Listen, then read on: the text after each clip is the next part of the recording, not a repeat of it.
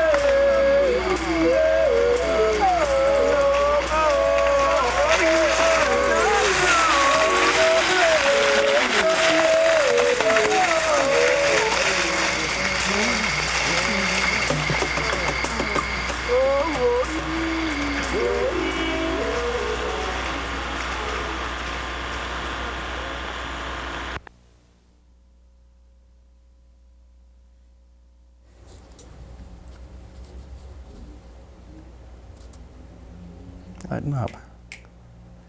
Good evening and welcome to Dead Air Live. My name is Mark Leary and I'm your host for tonight's show, which is called Rainforest Breakdown. A couple of weeks ago, thousands of Bostonians emerged on the Hat Shell to celebrate the 20th anniversary of Earth Day. And when those people went home, they left behind them many of the problems. And in fact, many of us that were at that celebration won't think again about the environment until next year's anniversary of Earth Day. Well, people that are joining me in the studio tonight are environmental activists who decided, once they learned about the African rainforest, that they needed to do something to make an effort to change the way that we view the environment and to change the way that the rainforests are being destroyed. They found out two things that scared them about the environment. One is that although we hear much about the Central and South American rainforests, we don't hear much about the African rainforests. And they discovered that, in fact, the African rainforest is being depleted at a rate more rapid than the Central American rainforests. They also discovered that more than half of the animal, plant, and insect life on our Earth are alive and living in the rainforest. And when they put those two statistics together, they realized that if our rainforests are destroyed, that the plants and the animals that live in the rainforest will also be destroyed and will become extinct. So in order to do something about that, in order to alert people about the effects of destruction of the rainforest, they embarked on a project called Ride for the Rainforest. And joining us in the studio now is Tempe Thompson and Nelson Hoffman, two of the three people in the group that were the Ride for the Rainforest. Can you tell us about exactly what Ride for the Rainforest is? Ride for the Rainforest was a project that we started in 1988, June of 1988, about 2 years ago. And the two goals of the project were to raise money for an African environmental organization and also to raise awareness about the African rainforest. And there was at one time three of us, Tempe, myself, and another person named Svi Cohen. Svi would be with us here, but he actually died in an ice climbing accident January 27th. But we continue the work and we're going on. So tell us more specifically about the trip. Why mountain bikes? Well, part of the reason that we chose mountain bikes, there was a lot of reasons. One, we wanted to travel across Africa without using vehicles and without taking transportation. We needed to get through the forest instead of going by foot. And also by using a bicycle is a common means of transportation in Africa. And it was pretty disarming to roll into a village on a bicycle, and we didn't come crashing through in a Land Rover or in a truck. And so we were accepted more using a bicycle. And also, I guess, lastly, the other reason was that bicycle. We wanted to make it a real expedition and a real adventure and real challenge. I mean, so that we could, use this adventure to interest people into our trip and about the rainforest. Okay. Well, I know that in Central and South America, the rainforests are almost in a strip across the equator. Is that true for Africa as well? That's, in fact, all rainforests run right across the equator. You find them in Central and South America, in Southeast Asia, Malaysia, and also in Africa. And the countries that we pass through, starting on the west coast to the east coast. Not so much the east coast because that's been destroyed, but we started in Cameroon, went through Central African Republic, spent 2.5 months in Zaire, and then went through Uganda, Rwanda, and ended in Nairobi. Okay. And did you have an organization in mind when you raised money? Yeah, in fact, before we left, the raising money was an essential part of the trip. And what we did, and another reason why we decided to take bicycles was to see at a grassroots level what sort of destruction was going on, how the people were living in the forest, what they thought of the forest, and to see it in a level that was not necessarily through the eyes of corporate businesses. So. And we raised funds for an African organization. It's named the African Environmental Network. And we were linked with a group in America called the Rainforest Action Network out in San Francisco, and also Greenpeace, which was based in Cambridge. And through those organizations and some other work, we raised money for this group in Kenya that does grassroots work. ANAN is the acronym. Throughout the continent, they do grassroots work. And how did you choose ANAN as opposed to, say, other environmental organizations that were operating in Africa, maybe United Nations Environmental Project or other organizations that are doing environmental work? Why ANAN? Well, ANAN, firstly, I think it's an African group, number one, comprised completely of African nationals, working to re-educate and working for other Africans, and it's not another European aid agency or United States interest group who's coming in explaining or telling people what to do and how they should change their lives. It's actually Africans working to educate Africans, which is a big difference. And I think in terms of change, that's probably the only way that we will see any sort of serious change on that sort of level. Okay. And now that you've finished the trip, what work are you involved in?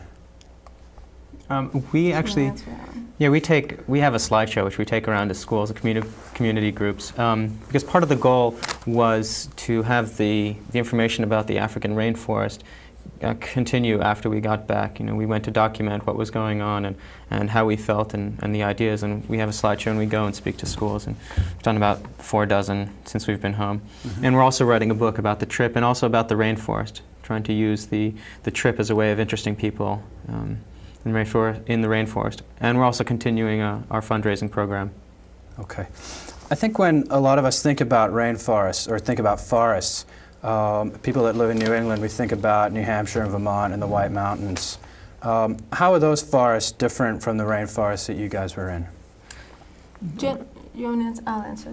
Generally, a tropical rainforest is specified in terms of rainfall, and it has to have over 4,000 milliliters of rain each year, and in fact, 200 of those have to happen per month in the first 10 months. So, and when there's the actually go ahead. Yeah, it's the rainforest is very different than the forest that we're familiar with here. As Tempe was saying, the rainfall is much greater. 4,000 millimeters. I think I said milliliters. Yeah, of rainfall per year, and spread out throughout the year. And with all of that moisture, a great deal of growth happens. Also, the structure of the soil and the ecology of the plant life and the insect life is very different. Most of the nutrients of a rainforest are in the canopy, and as opposed to here in New England, and in North America, most of the nutrients are in the soil. It's a very complex system, very interdependent. There is interdependencies in the forests of North America and in the Northern Hemisphere, but the interdependencies are much more important. When you start taking out small sections of the rainforest, it plays an effect on the whole system.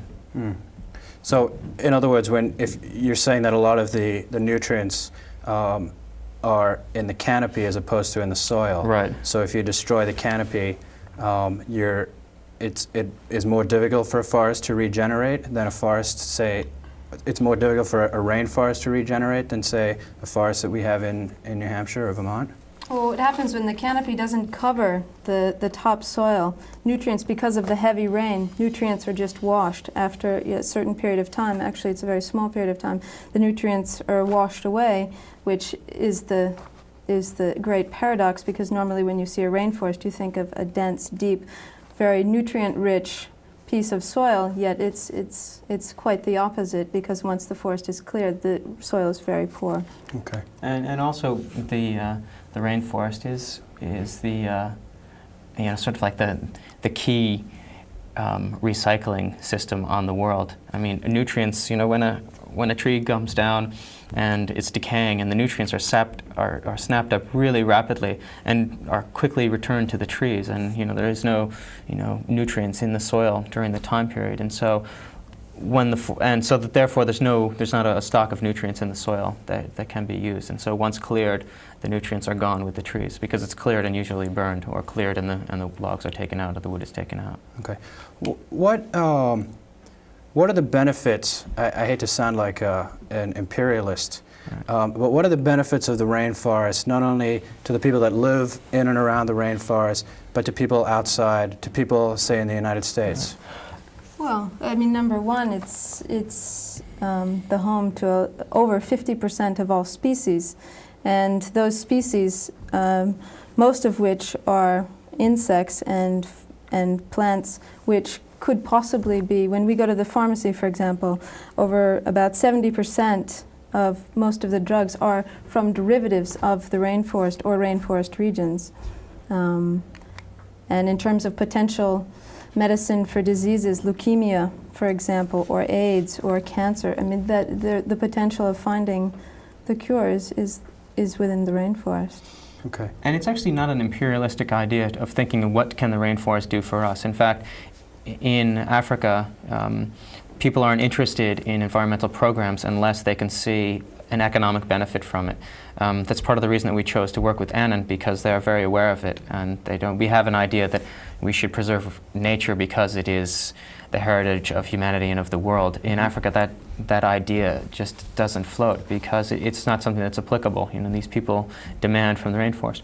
And also, the continued existence of the rainforest plays a factor in the global climate of the world. I mean, the rainforest is like a green belt around the globe, and 3/4 of the moisture of the world are processed within the rainforest, and plays an effect on the hemisphere of the whole atmosphere of the world. And also the destruction of the rainforest, when rainforest is cut down and burned, the burning of that forest releases a lot of carbon into the atmosphere. And in fact, 25% of the gases, the carbon in the atmosphere causing the greenhouse effect, come directly from the burning of tropical forests. So, preserving the forest is important for specifically for us. Okay. And what about the people that live in and around the forest? How do they benefit or use the forest? Well, the forest is their livelihood in some ways. That's where they get most of their meat. In fact, this picture here, this was a wild boar, and we had rolled into the village early that morning. We had been there the night before, and as we were packing our bikes in the morning, this man had come in with this strapped to his back, and this was going to be the dinner for his family and for the other people within the village that he was from. And not only that, but they gather a number of food from the forest, and they use rattan, they use different types of wood for their homes to build furniture, rudimentary chairs, and the forest is used every day in their lives. I mean, it's everything. I mean, it's all the materials that makes up their lives. I mean, village is created of wood from the forest, and without the forest, there's no raw materials for them to survive with. Right. And then there are also the hunters and gatherers, the pygmies or Mbuti, which we'll speak about later in the show, show some slides. But those people depend on the forest absolutely for all of their needs. And again, we will talk about this later, but they have very little or no contact with people outside of the forest. Is that correct? Actually, no. Now there is quite a bit of contact. The pygmies are often the hunters. They've become commercial hunters in many cases. But And in fact, there was a couple close to where we were spending some time in Zaire that were doing research on the pygmies and the relationship between the forest pygmies and the villagers. And there was some sort of establishment of exchange for wild meat for a staple food in Africa, which is called manioc. And because quite often pygmies they're still nomadic and they move from place to place, and they don't plant, they're not cultivators, agriculturists. And so they depend on villagers for this supplement in their diet. Okay. What we're going to do now is take a look at a tape of some of your riding, some of the day-to-day experiences, take a look at some of the places that you stayed at along the way. Let's go to that tape now.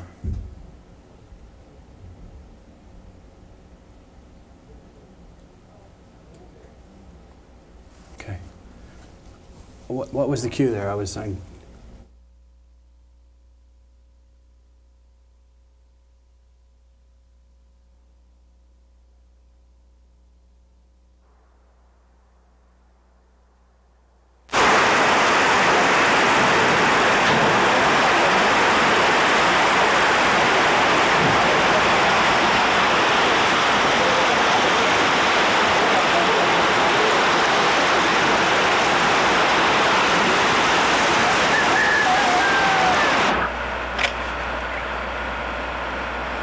okay, let's give this a shot.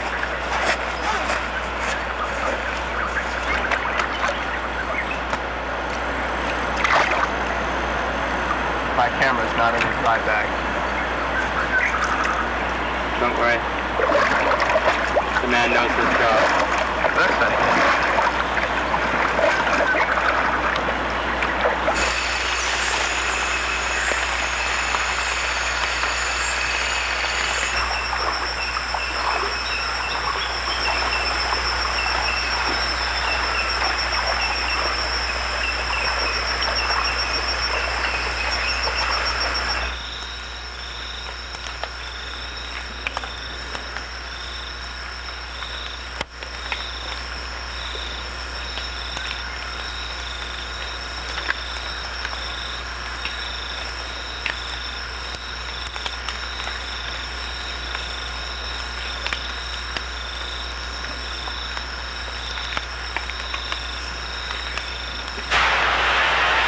As the forest is very important for the animals, and we need a future national park here to make sure that there is a room left that the okapis can survive in the wild.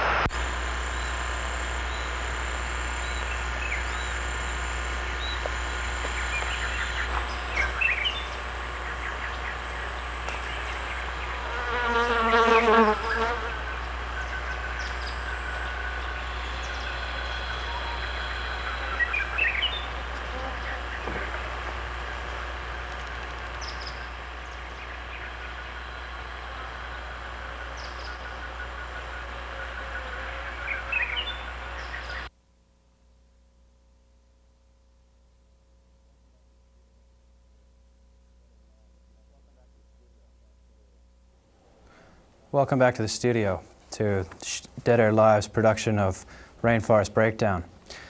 Looking at some of that video, I noticed you had actually a lot of equipment. Where did you get all of that stuff from? And not only where did you get it from, but why did you carry so much? Well, I guess we should start out with where we got it, and we brought some of it with us into the studio. Okay. All of our equipment was sponsored, although, in the fundraising, all of the money that we raised didn't pay for the trip. All the money went directly to this organization. But our equipment was sponsored. In fact, the mountain bikes are made by Merlin Metal Works, which is just down the street in Somerville, titanium mountain bikes. And then our outfitters was a bicycle exchange, which is up in Cambridge in Harvard Square. And then we got our cameras from Ricoh Camera and a few other things. Our airlines were. And how did you go about soliciting those sponsors? Part of the money that we had I mean, all of the money that we had raised went directly to Annan, and none of it went for the trip. However, what we did take were equipment sponsors. So we had a different proposal where people who didn't want to necessarily donate any money or sponsor us via money were able to still give to an environmental cause and be able to do something for the environment and give equipment. So we had two different proposals, one soliciting funds and one for equipment. Okay. And what were the roads like? What kind of terrain were you riding on most of the time? It was actually, of the 2,500 miles, it was all but 100 of those miles was on mud and dirt, sand, sometimes just small footpaths. And during the trip, we stayed in villages, as you've seen in some of these pictures, stayed in villages, small huts. Sometimes we just camped directly into the forest, or in the forest. Mm-hmm. What kind of reception did you get from people when you showed up in a village in the middle of Zaire? I mean, for the most part, quite often they thought it was sort of like the circus had come to town. We rolled in and had all this gear, and there were three of us, and we would set up our tents, pop-up tents, and it was all bright colors, Patagonia, and neon shoes, and I mean, it was really quite something. But usually during the evening, this is when we got a chance to sit and to speak with the chief of the village and people of the village, and this was when we were able to ask them questions about the rainforest, how they had felt in terms of people coming in and building huge lumber mills, and when the roads were in, what sort of response they had to that. And I think by the whole way of coming in on bicycles, it was a very unintimidating way, and so generally the response was quite good, you know. And people would just let you set up camp in any village along the way?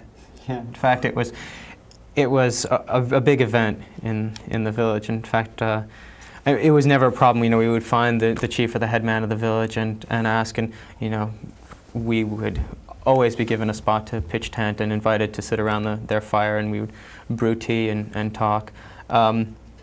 But one night when we couldn't find the person in charge of the village, there was about an hour and a half argument as to where we were going to be. We moved around the camp. Who we were going to stay with and what lawn, in what front of the hut we would spend the night. So people were fighting over your presence.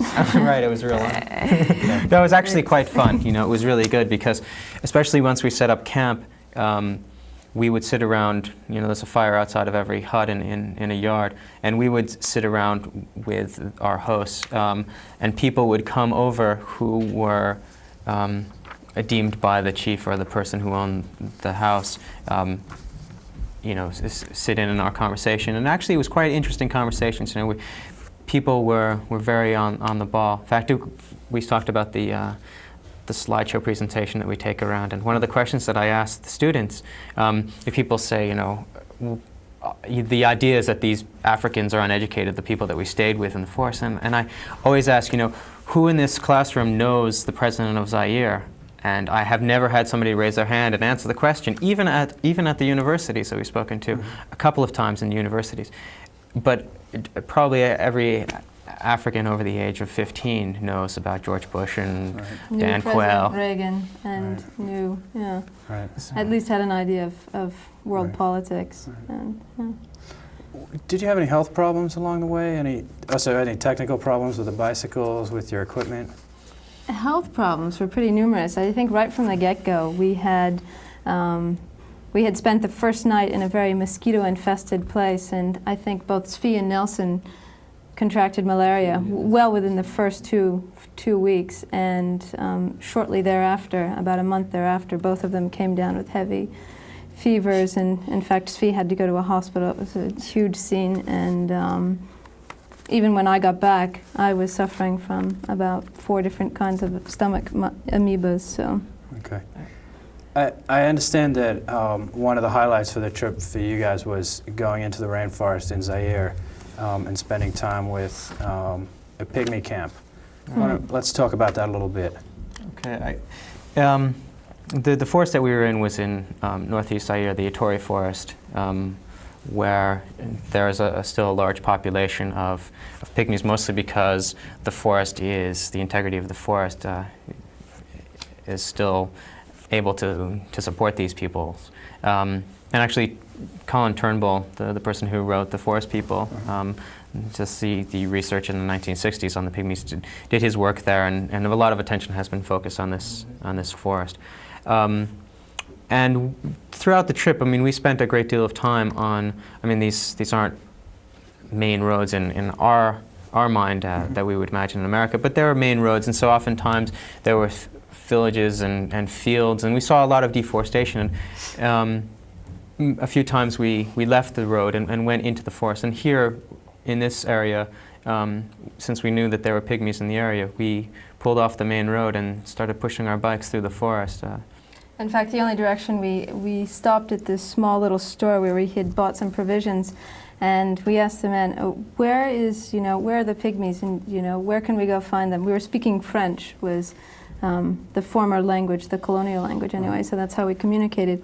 And he sort of pointed, he said, well, you go this way, and he sort of said 20 kilometers, and there was a small footpath that was leading to someone's field into the forest, and so we got onto the bikes, and both Svi, Nelson, and I were feeling like we wanted to sort of test ourselves, and we got onto the bikes and started heading into the forest. And it was actually the first time that we had really gone off-road and really set on some sort of trail that we had no idea where we would end up. And how did the pygmies respond to you guys being there? Yeah. Yeah, in fact, we didn't find them, because they're nomadic, we couldn't find them on our own. We went into the forest about 30 miles to a small agricultural village and convinced somebody to take us farther into the forest to find an encampment. And he was part pygmy. Yeah, his Raymond is his Christian name, and his father was a pygmy, and he was connected with the Ngopi clan that we ended up staying with. And he took us in, and we were completely unannounced. And when we arrived, we stepped in, and there was about 6 huts and fires going and people standing around, and they saw us, we saw them, and then we sat down and people slowly started slipping, and then completely the whole encampment cleared out. And I'm sure that people were, they were hiding behind, not hiding, but sitting behind the trees looking at us, trying to figure out what we were there for. And Raymond went up and spoke to them, and slowly people. They didn't show up until they had left in the morning. And I mean, we had arrived in the morning somewhere around 10 o'clock, and they didn't come back until nightfall. So we were sort of left there and set up our camp and set up the tents. And So when you arrived, they disappeared. right. And then they came back that night. Right. And how many days were you with them? 5 days. Yeah. 6 days. That was the 6th day. They weren't actually there that day. So you were there for 6 days and they were there for 5. Right. Okay. Sort of like the unexpected guests. You also got to experience a very special time for them, being that it was the honey hunting season. Right. What exactly is that? It's a time of the year. It only happens once a year, when it's the season of honey. And it's interesting how they know that it's a season of honey is that there's this tree that flowers a white small flower, and when that flower drops onto the forest, it sort of looks like the forest floor is covered with snow. That's when they know that it's the honey season and that the trees are ready to be climbed and to search for honey. And it just so happened, chance had it that we were there at this time. And during this time too, they eat very little else other than honey. So it's quite a special time, and I think sometimes they eat so much honey that they are almost wired from the sugar, and they race through the forest and play these games and chase each other, and it's quite a special, and it's absolutely delicious. So Yeah. all they eat for a solid month is honey? Well, I think they supplement their Yeah. diets a bit, but that's the main food. let's take a look at How does one hunt for honey? I've seen photographs in, I think, Nepal, Right. where people are climbing down huge cliffs looking for honey. But I assume they're not cliffs in Africa. It's trees that they're climbing up and down? Right, there's 2 techniques actually. The slides that we have, this slide and the next one, they'd actually cut down this tree to get into the honey, to get into the hive. But oftentimes, usually about 80% of the time, people climb up the trees and rig a rope and drop a basket down, pull up a basket and fill it with honey, and make the basket on the ground. It takes about 5 minutes to put a basket together with small sticks and saplings and line it with leaves and climb up the trees and smoke out the bees and then steal their honey. Okay. And also one night, you've already told me, so I'm privy to some information, that you experienced a special dance that seems to occur only during honey hunting season. Is that right? Well, that's sort of what we have assumed, because it was obviously dedicated to the honey, and from what Raymond explained, it was to the honey spirit to thank them for, they had harvested, while we were there, 3 very good harvests of honey. And they also had, which is, this woman has here, which is the white honey, which is considered the most delicious and the most delectable part of the honey, of the hive. And during this dance, what they would do is pour honey onto the fire, and the women and men were chanting, and it was very mesmerizing, and it was at night, and there was a small fire, and yeah, it was fabulous. I mean, it went on for about 6 hours, the whole, from the beginning of the celebration. Actually, the celebration started out with the ceremonial scarring of an infant, and then transferred into the celebration of the honey spirit, and it was fabulous. Mm. Actually, later on in the show, we're going to hear some of the music that you recorded during that festival. Right. We're going to get to that later on. But I wanted to talk a little bit more about the pygmies and about their relationship to the forest, because I know that they're nomadic, and I'm wondering how they decide when it's time to move on, or when it's time to set up a hut when it's time to set up a village in a given place. How do they make those kinds of decisions, and what are they based on? I think it's all of their livelihood, in fact, is taken directly from the forest around them. So there's a sense of whether it's animals, whether they have to walk too far to go hunt, or whether the fish within the stream where they are. Generally, where their encampment is located next to either a stream, or there's a lot of wild plants that have certain roots that they eat, and berries. And once these are slowly depleted, they move on to another area within the forest. Although there are some, and also in the Ituri forest, the area that we were, a dependency has been established between the agriculturalist and the pygmies, and so they are not so subject to the cycle of the forest, and they, in some ways, have just become hunters for the agriculturalists. But still, in a great deal of Africa, the pygmies live from the land, and there really is no schedule. But when it's time to move, when the products get low, in the forest, time to pack up and wander. And how did you communicate with them? Unfortunately, we didn't speak their dialect. In all of Africa, I think there's over 2,000 dialects in the whole continent. But what we did speak was we spoke French to Raymond, who in turn spoke their dialect. Because as Nelson had mentioned earlier, his father was part pygmy. So he was able to communicate with them. Okay. And you'd be surprised, actually, how much you can sort of communicate with not necessarily speaking. Yeah, actually, the thing that really broke the ice for us, we sort of formed this ethic of sitting down at the end of the day and brewing tea or sweet milk for ourselves and for the people that we were with, and sharing it. And actually, when people started coming back into the encampment, we were around the fire brewing some tea, and that really broke it. And we really didn't have to say anything. It was weird stuff for those guys, and their camp was very different for us. And Sure. Okay. What we're going to do now is take a look at some video that you shot in the pygmy camp, and what I believe what you did is set up the camera on a tripod, and it's almost like a slice of life in a pygmy camp in Zaire. So let's go to that tape now.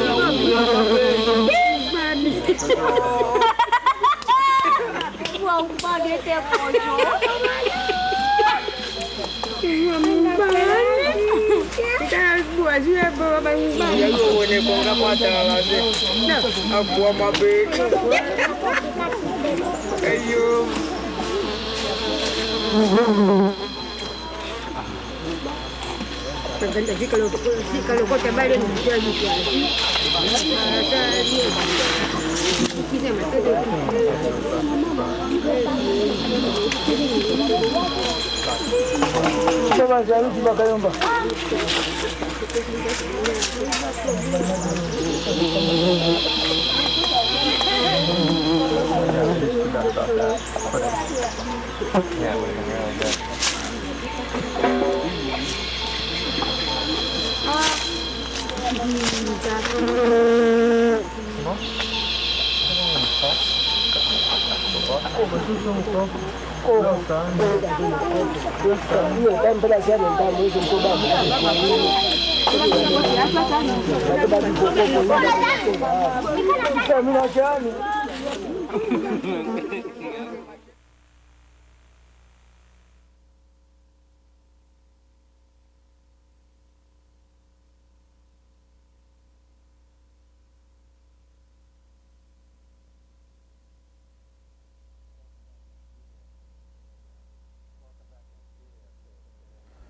Welcome back to the studio to Dead Air Live's production of our show tonight, which is again called Rainforest Breakdown.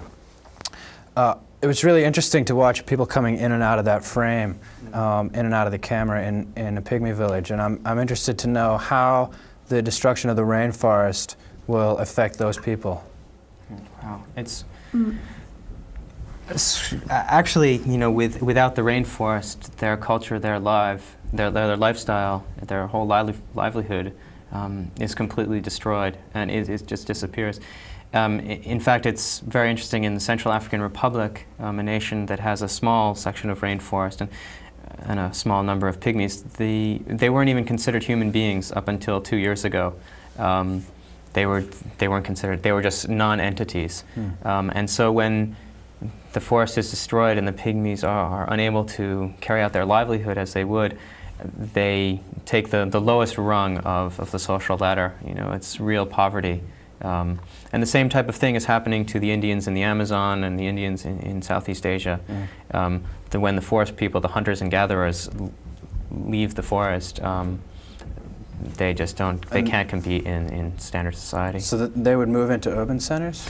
Well, Yeah, there's just no other, if they are drawn from the forest and can't live their life the way that they normally would within the forest, then the only other alternative would be to be drawn to the urban centers. or just, you know, small villages along the road, forced to be agriculturalists. I mean, it's a decision if these people would like to make. They should have the freedom to make that decision. If they want to move and go to school and get involved in modern society, but they're not being allowed to make that decision. Their forest is being destroyed, and they're being forced out onto the roads or into villages. You know. Okay. Let's talk about some of the causes of rainforest destruction. I think many of us know that that slash and burn agriculture is one of the causes, but there are also a bunch of other causes that in the United States we really don't know very much about. So what we're going to do now is spend a little bit of time discussing a couple of those major causes of destruction. Unlike South America, or Central America for that matter, major areas aren't cleared in the forest for cattle ranching or for timber.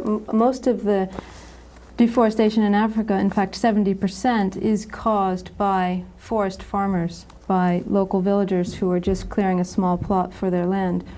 However, it's interesting to note, even knowing that, the roads that are built within the forest and people living along these roads are due to, it's quite a complicated problem, because the roads are built, people live along the roads, and these roads are to extract timber.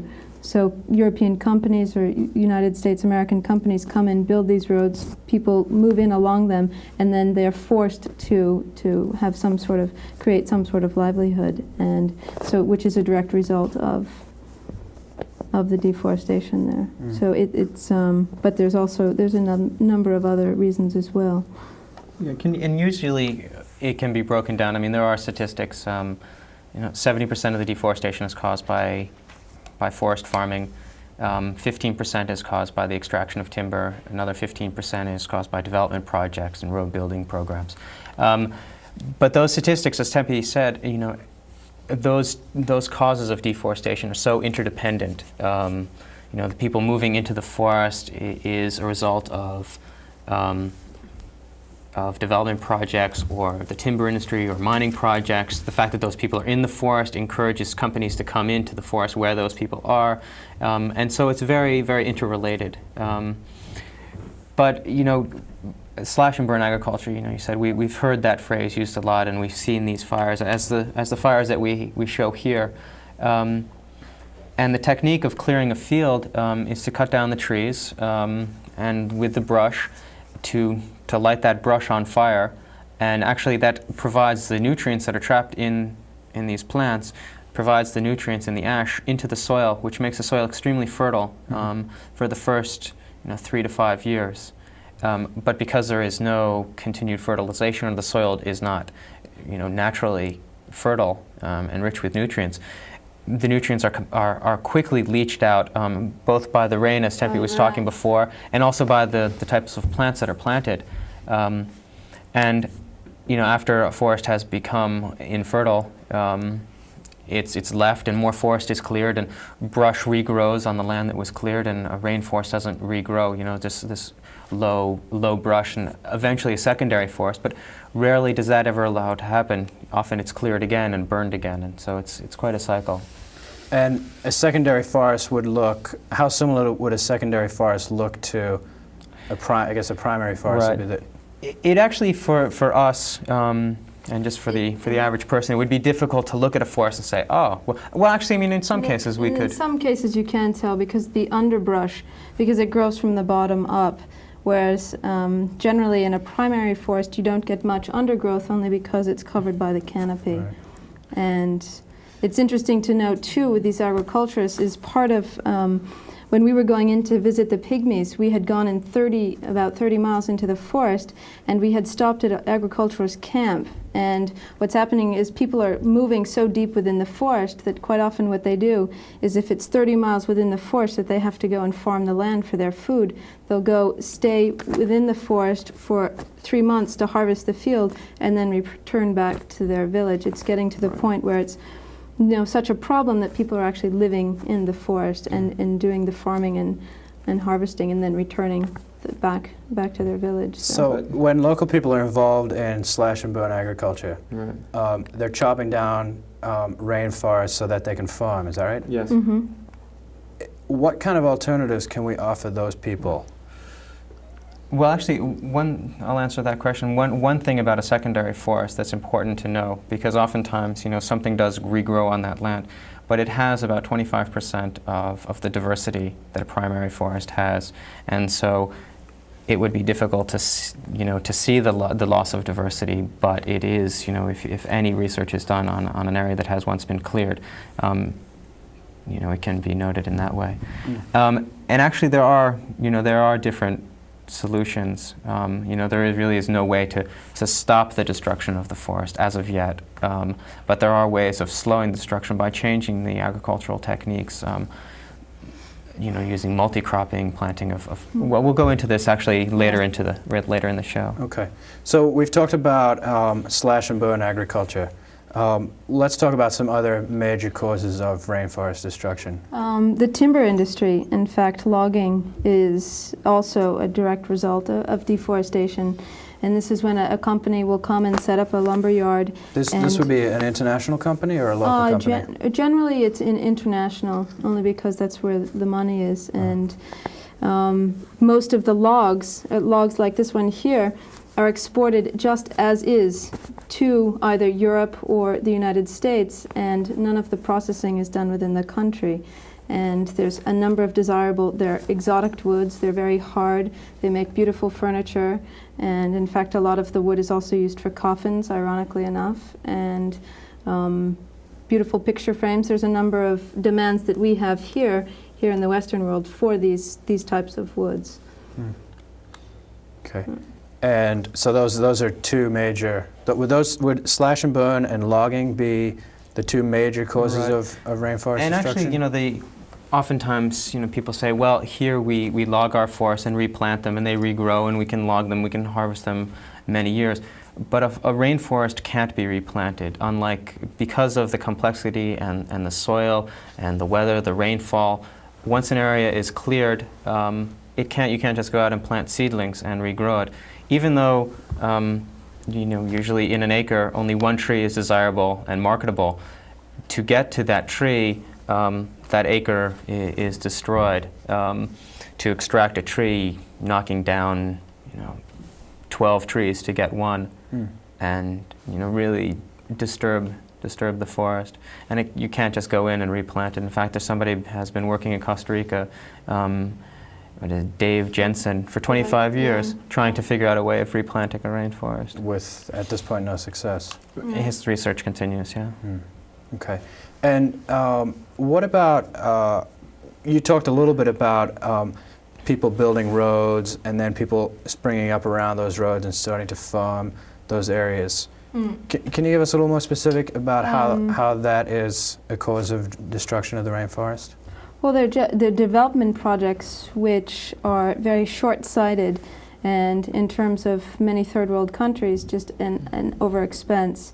In fact, we had seen there was a bridge that was being built in the Central African Republic, which was being built out of all of these imported materials, steel and all sorts of labor that had to come in, and technicians and all sorts of equipment. And the government was loaned money by, I think, was it an Austrian company? Yeah. An Austrian company to build this bridge. This is in Central African Republic? The money was loaned by the Austrian government to the Cameroonian government. Right. So the Cameroonian government could employ an Austrian company to come into their country and build this bridge. How kind of the Austrians. Right. And then there was just other things. We had seen an international airport that was being built that, very close by was another airport, which it was, very unuseful. However, it gave them the status of having an international airport. And these are just large projects which aren't necessary, and it leaves these countries with huge debts and unable to, they're sort of digging their own holes, and a lot of the times they're unable to get out. Right, that's the problem. It's by taking these loans and having to pay them off, and are forced to pay them off, the World Bank, the IMF comes in and tells these countries, you're not meeting your payments, you've got to extract more of your natural resources to pay off or restructure your economy. And so by taking these loans, they're sort of selling their economic soul to the developed world. What about local people, people that live in and around the rainforest? Are they, we talked about their slash and burn agriculture, Are they involved in any other ways in perhaps not treating the rainforest in a way that's would let it regenerate? Right. This slide is actually a picture of charcoal. 80% of the fuel used for heating and for cooking and light comes from the burning of fuel wood or burning of charcoal. And this charcoal is created out in the rural areas and exported into the towns and villages. And so it causes a great demand on the forest. Okay. What we're going to do now is shift focus a little bit. We've talked about some of the causes of rainforest destruction, and now we're going to talk about some of the solutions, either that you saw along the way or that you've read about, ideas that you think may be viable in either replanting the forest or slowing the destruction of the forest. So what would some of those solutions be? I think first and foremost, education. Re-education is by far the most important issue, which Annan is involved, the group that we did some fundraising for, is involved with directly. And they do a number of projects there. They have, I think, 32 different in 32 different countries they have offices, and they have over 500 projects. And part of their philosophy is just to educate people how to use the land and how to live from the land in a much more sustainable way. And here in America and in Europe and in developed countries, we also need to educate ourselves. We like to think of ourselves as the education elite. But we really need to find out exactly how we are affecting the environment in the things that we do. Our demands on the demands that we have, the material demands that we have, really affect the environment in a great way, and we should know that. We should educate ourselves and find out the things that we do, how it affects the environment. This slide here too shows a tree nursery, and each one of these little plastic bags has a seedling which local farmers can come, and this is a project that was supported by Annan, and they can come take these seedlings and plant them in their land or in their farm, and this is a picture of Svi and a woman who are working here. So each of those little bags there is eventually going to be a tree? Right, and Right. it's actually, it's agroforestry, actually combining, when you clear a field, not fully clearing it, leaving many trees standing to stabilize the soil and return nutrients to the soil, and at the same time planting fast-growing trees that can be used for materials for building of homes, for the use of burning. And so it's a combination of fields and also planting of forestry. I mean, you can plant in the soil of the forest, you can plant trees, although you can't recreate a forest, you can plant some trees. And if it's done immediately, it stabilizes the soil and extends the fertility of the soil for a longer period of time. And so that would have the effect of slowing the destruction. You're not actually talking about stopping people from cutting down trees, but you're talking about, if they're going to do it, doing it more responsibly? Right. It's a question of using it and using it in a way that, you're right, will curb the rate of deforestation and give us some sort of time to figure out what we can do to really stop it and Right, I save mean, because it allows, one section of land that has been cleared, it extends its life 3 times, instead of being useful for 3 to 5 years. If it's used properly, it can be used for 15 to 20 years, and then, let fallow and come back to. I mean, there can be quite a structure. Up until recently, as the population of Africa and the Third World increases so rapidly, previous to that, the forest was not being destroyed at such a rapid rate because the demand wasn't on the forest, and so that there were techniques that were being used. There was more environmentally sound, and with the population growth and the mouths to feed, that's sort of been tossed to the side, and people have made more demands on the forest. Right.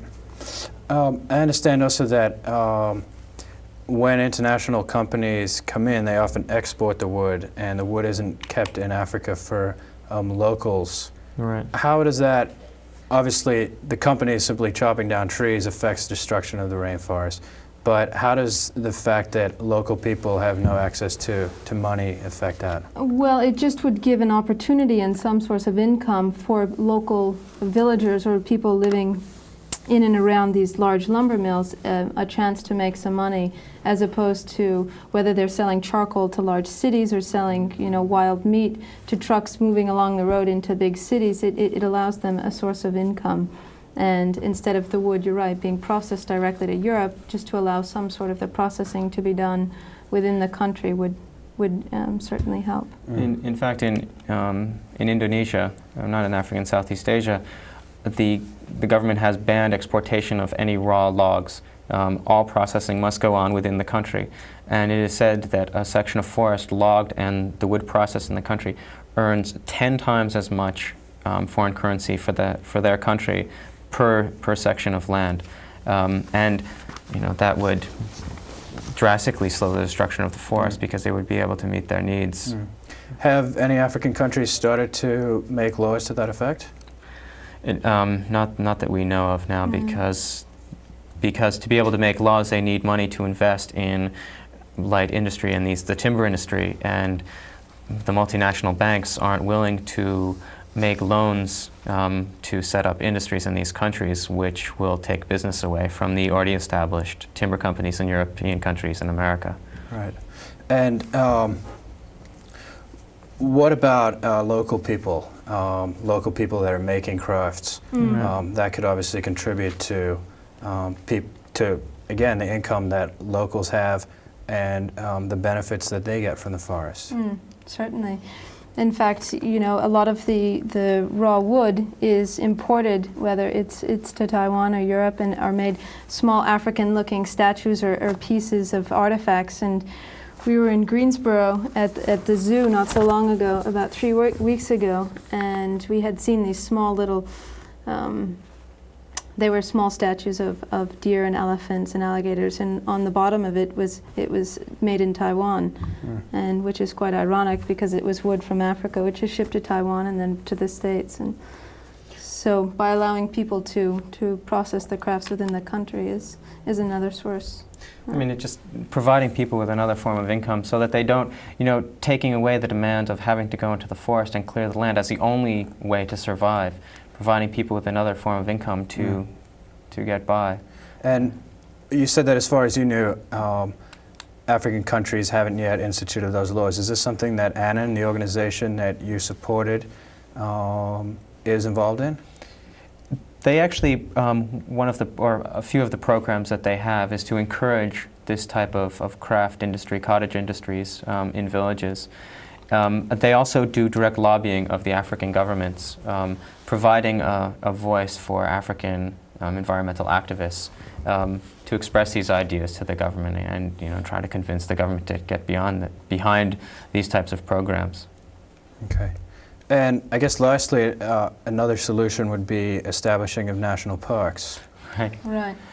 And that just really what that does essentially is allow a large area. It's certainly not the answer, but what it does is allow a large plot of the forest to be left, and to be left in a state where no one is allowed to hunt on it, no one is allowed to farm on it, and it is able to, whether animals live there or people are there, that it's just allowed to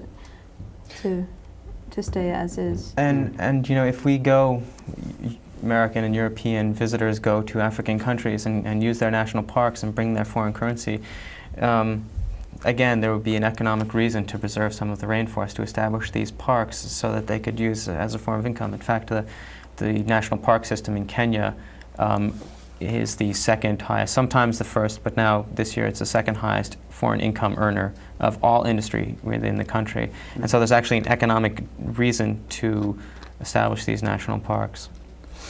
How can you guys gauge the effect of your trip? Do you think that people are more educated? What has been the effect of the ride for the rainforest?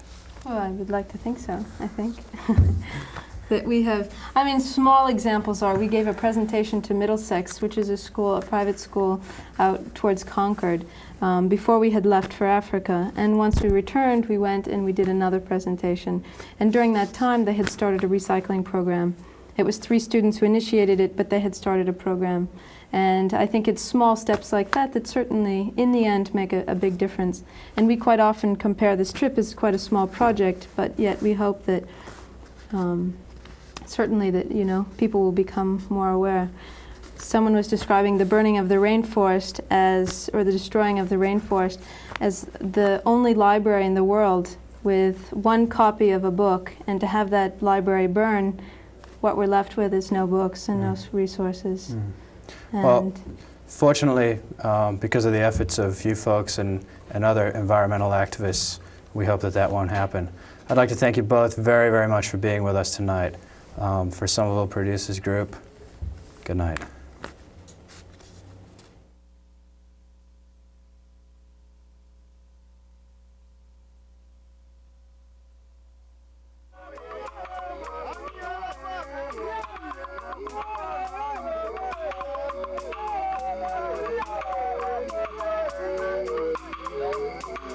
Una